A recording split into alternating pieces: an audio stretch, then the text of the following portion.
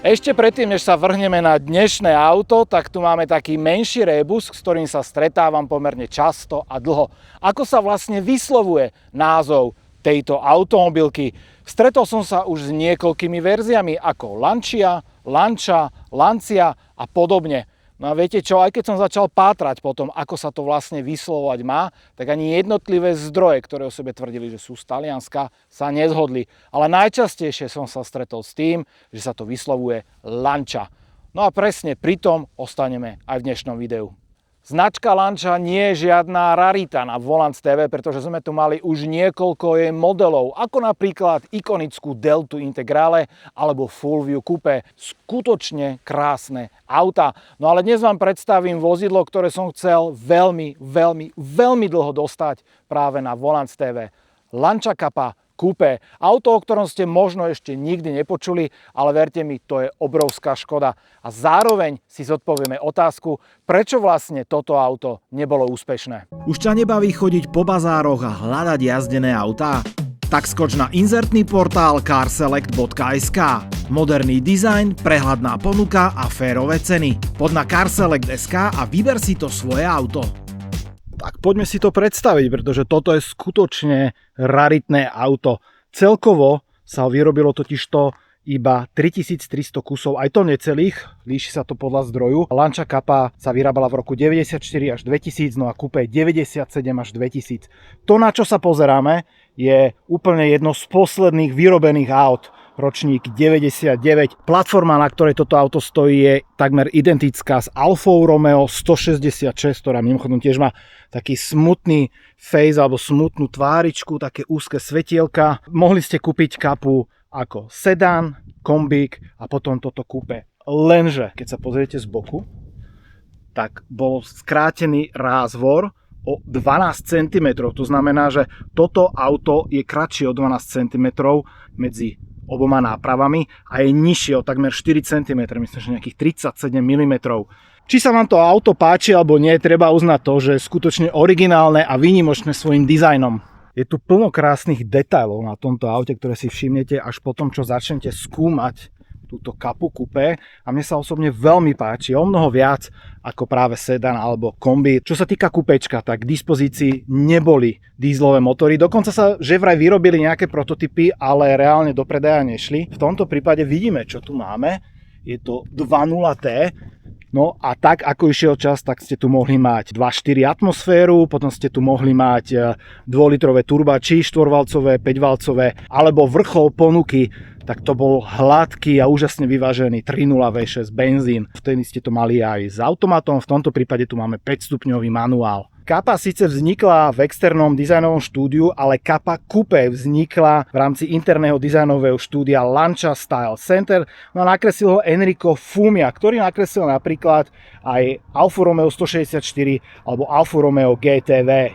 Ale zároveň nakreslil aj jednu obrovskú prapodivnosť. Auto s názvom Chery, teda to je značka, a model QQME alebo QQME, alebo ako sa to číta, keď si pozriete toto nádherné stvorenie a potom si porovnáte to čínske, čo nakreslil, tak asi to nepotrebuje ďalší komentár. Lancia Kappa Coupé odkazuje veľa detailami práve na svojich slávnych predchodcov, napríklad na Flamínu prvú sériu, o ktorej si zobral tento dizajnový kúsok, tu sú také tie plutvičky. Lancia vo svojej dobe aj marketovala toto auto tak, že je to veľkolepý návrat značky do segmentu luxusných coupé a toto auto skutočne aj luxusné bolo. Nie je úplne náhoda, že som pri predných kolesách, pretože toto auto bolo čisto len predný náhon s motorom vpredu, ktorý bol teda otočený priečne. A v tomto prípade tu máme aj veľké brzdiče Brembo, ktoré boli štandard pre 5-valcové turba a pre 3.0 V6, pretože skutočne malo aj dynamiku,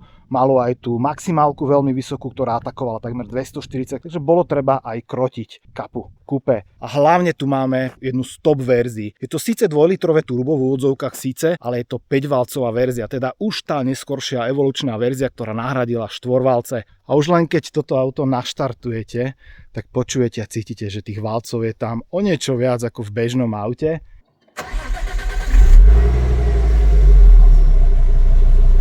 A som veľmi zvedavý, ako to vlastne bude jazdiť tuto na Jankovom vršku. Samozrejme, tieto cesty sú tu ešte po zime neudržiavané, zaprášené, sú tu kamienky, takže v žiadnom prípade tu nejdeme skúšať nejakú dynamiku. Mimochodom, tie 4-valce a 5-valce tak sú pôvodom z Fiatu, no a V6 je, ako by ste čakali, pôvodom z Alfy Romeo. No a v dobových propagačných materiáloch Lancia vychvalovala Capu Coupé ako auto, kde nájdete excelentnú kvalitu a skvelé jazdné vlastnosti. Tak toto si za chvíľku vyskúšame, ale ešte by som vám rád niečo o tomto aute povedal, než sadneme za volant. Tieto svetlá, ktoré sú mimochodom totožné s dobovou deltou, len sú predelené touto chromovou lištou, ktorá tiež odkazuje do minulosti. A mne sa to auto naozaj vždy páčilo. Určite mi dajte vedieť aj vy dolu do diskusie, čo si o Cape Coupe myslíte, alebo či teda sa vám viacej páči sedan alebo kombík, alebo či sa vám páči viacej napríklad predchodca, ktorý bola Lancia Thema. Tá sa vyrábala len ako sedán a len ako kombi. Alebo čo takto nástupca Lancia Thesis. Ani jedno auto som ešte na Volant TV nemal, takže dúfam, že toto sa zmení v blízkej budúcnosti. No ale zatiaľ sa budeme venovať tejto kráske Cape Coupe. Opäť pohľad na niektoré detaily, napríklad tie lišty. A samozrejme, keďže je to luxusné coupe, tak tu máme bezrámové okná. Veľmi sa mi páči tento detail. No a je jasné, že toto auto nemohlo vznikať na rovnaké linke, ako vznikal sedan alebo kombík. Ono to totižto vznikalo v starej Lancia továrni asi 20 km od Turína. No a je to firma Maggiora, ktorá prebrala túto továreň a vyrábala u seba niektoré autá pre koncern Fiat. Napríklad Barchettu alebo posledné Delty Integrale Evo vznikali práve v tejto továrni. Capa Coupe je jedno z tých aut, ktoré som vždy chcel, ale nikdy si ho nekúpil. No a práve vďaka Volant TV a vďaka jeho majiteľovi Janovi vám ho dnes môžem predstaviť. Takže poďme za volant a poďme sa povoziť tu na Jankovom vršku.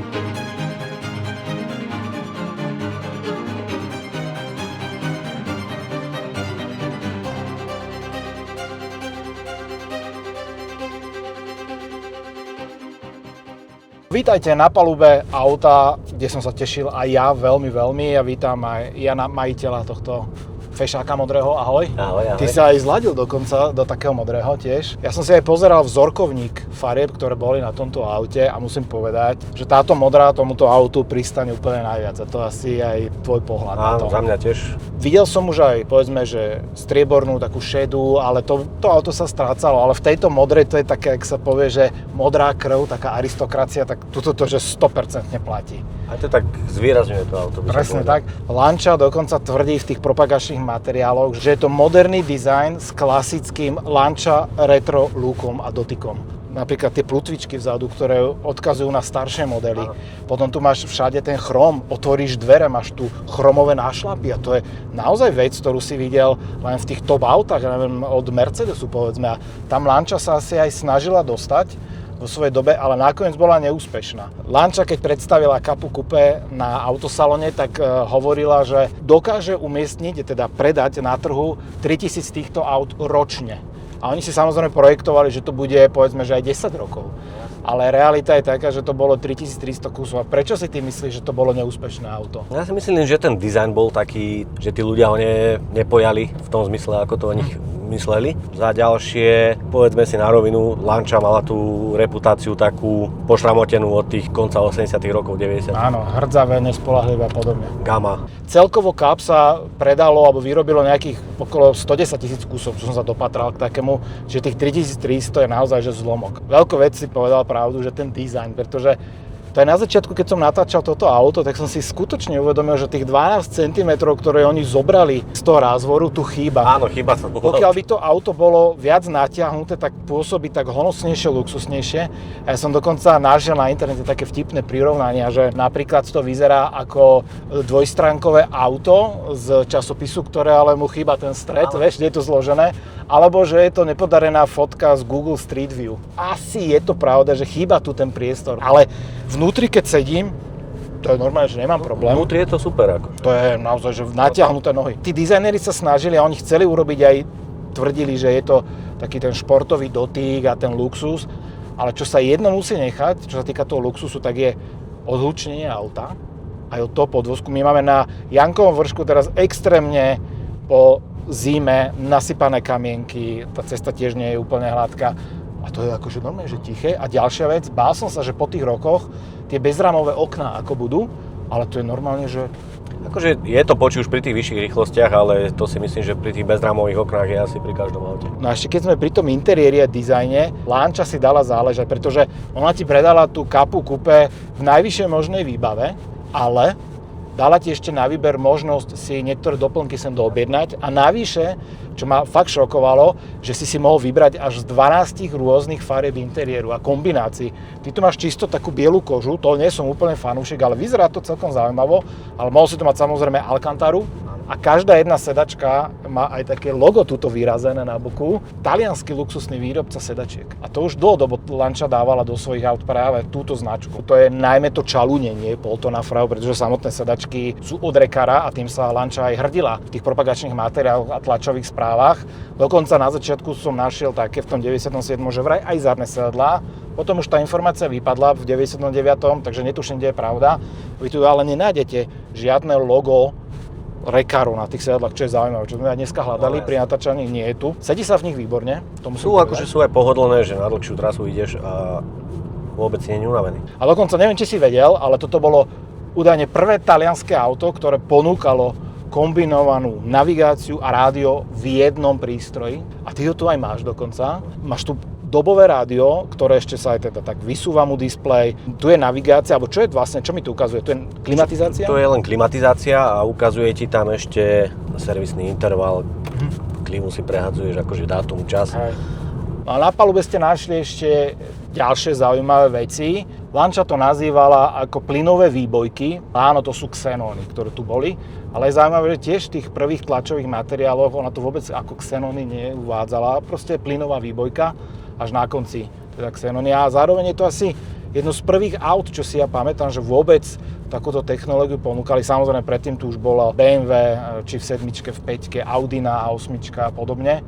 Navyše, toto už je teda model 9.9 a tie drobné zmeny, ktoré tu boli voči tým prvým modelom je, že máš iný volant. A v tých prvých ste mali presne takýto typ airbagu, čo máte pred spolujazdcom, naozaj masívny, hrubý plast. A k tomu pocitu luxusu samozrejme prispievali aj tie bezramové okná a oni sú aj tak krásne do modra zafarbené. A toto sa tu úplne že hodí. Máš tu tie chromové lišty. Skutočne tá Capa Coupe pôsobila luxusne. Ty si už povedal svoje dôvody, že prečo to nebolo úspešné a moje teda budem pokračovať v tom, že jednak ten dizajn, ten bol podľa mňa asi najviac taký rozdeľujúci, lebo keď si sa pozrel na Mercedes, keď si sa pozrel povedzme na BMW, všetko sú to také proporčne vyvážené kupáky, veľké, luxusné GTčka, toto je tiež GTčko, ale nemôžem si pomôcť, ono je to ako vyprané na 60-ke, také trošku sa zcvrklo, i keď vnútri to nie je malé auto, pretože tá prístrojka je hodne vpredu.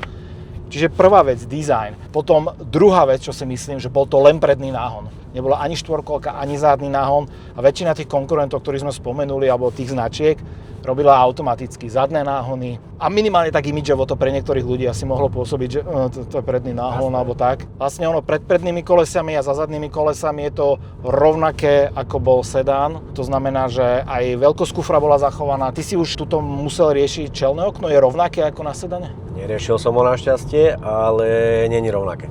Zohnať čelné okno na kupáka je asi problém. Trošku problém. Predok napríklad kapota, blatníky, nárazník, svetla, maska pasuje so sedanom s kombikom. Stiahovačky okien sú problém, lebo sú aj bezramové.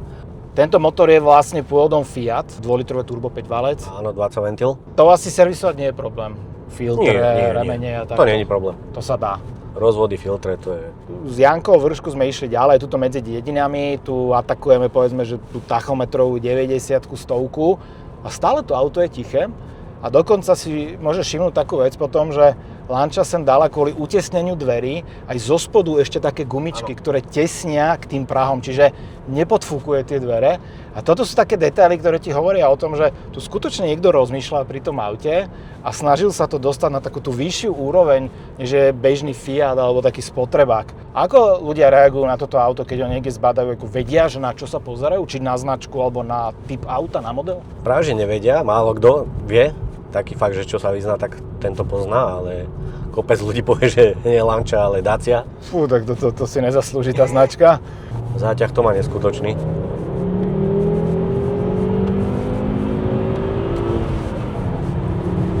A 5-valcový zvuk. 5-valcový zvuk a Žiadna dráma na palube, keď si zoberieš, okrem toho, že naozaj ten ťah, ten tlak do sedačky tu je. Ak by ste sa prevezli v tomto aute a čakáte nejakú strašnú hitparádu zvukovú, tak tu veľmi nedostanete. Aj ten 5-valcový zvuk je tu príjemne utlmený, tak odtiahnutý od tej posádky.